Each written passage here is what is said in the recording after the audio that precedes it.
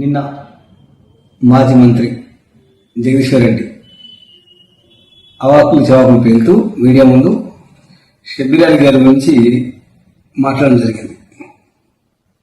మేము అడుగుతున్నాం జగదీశ్వర్ రెడ్డికి, నీకు షబ్బీర్ అలీ గురించి ఏం తెలుసు?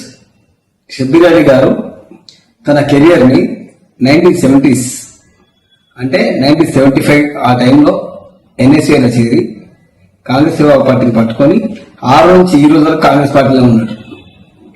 1975లో నీ ఏజ్ 10 సంవత్సరాలు.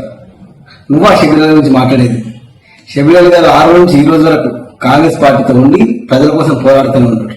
అంతేకాకుండా జగదీశ్వర్ రెడ్డి ఖబర్దార్, నీలాగా పెగ్గులు కలిపి షబ్బీర్ అలీ గారు మంత్రి కాలే. షబ్బీర్ అలీ గారు 1989లోనే మంత్రి అయినారు.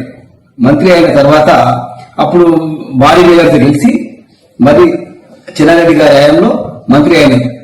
దాని తర్వాత మళ్ళీ 2004లో 52,000 ఓట్స్ మెజార్టీతో గెలిచి డాక్టర్ వైఎస్ రాజశేఖర రెడ్డి గారు పొంది మినిస్టర్ అయినారు. మినిస్టర్ అయిన తర్వాత ఇన్ఛార్జ్ మినిస్టర్ గా ఓఆర్ఆర్ కానీ ఈరోజు చూస్తున్న శంషాబాద్ ఎయిర్పోర్ట్ కానీ ఓఆర్ఆర్ కానీ ఇవన్నీ షబ్బీర్ అలీ గారి హయాంలో జరిగిన పనులు. అంతేకాకుండా నువ్వు మాట్లాడే విధానం ఎలా ఉందంటే జోకర్ గారు మాట్లాడినట్టు ఉంది.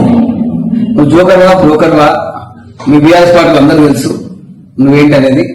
నువ్వు షబ్బీర్ అలీని మాట్లాడే అర్హత నీకు లేదు. షబ్బీర్ అలీని ఇంకొకసారి పిచ్చి పిచ్చిగా మాట్లాడితే నాలుగు చీరేస్తాం. అంతేకాకుండా షబ్బీర్ అలీని తెలుసుకోవాలంటే రా కామారెడ్డి కాన్స్టిట్యున్సీ రా మాట్లాడదాం.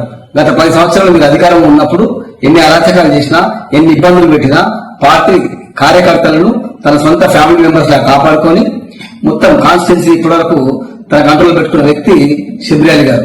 10 సంవత్సరాలు అధికారంలో లేకపోయినప్పుడు కూడా ప్రజలలో ఉండి రా మా మాచారెడ్డికి రా, మా పలవంచమర్రికి రా, మా కామారెడ్డి టౌన్కి రా, షబ్బీర్ అలీ అంటే నీకు తెలుస్తుంది. అంతేగాని నువ్వేదో సూర్యాపేటలో ఆడేట్లా అవుటర్ రింగ్ రోడ్ ఎక్కి హైదరాబాద్ లో దిగి ఫామ్ హౌస్ కి వెళ్ళి కాఫీ తాగి అంటే కాఫీ అంటే నీకు అర్థమైంది అని చెప్పింది నీకు.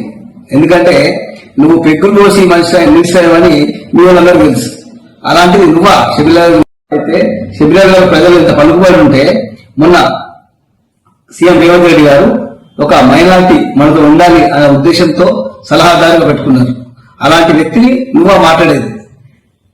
ఇంకొకసారి ఇలా మాట్లాడితే బాగుంటుంది జగదీశ్వర్ రెడ్డి గారు.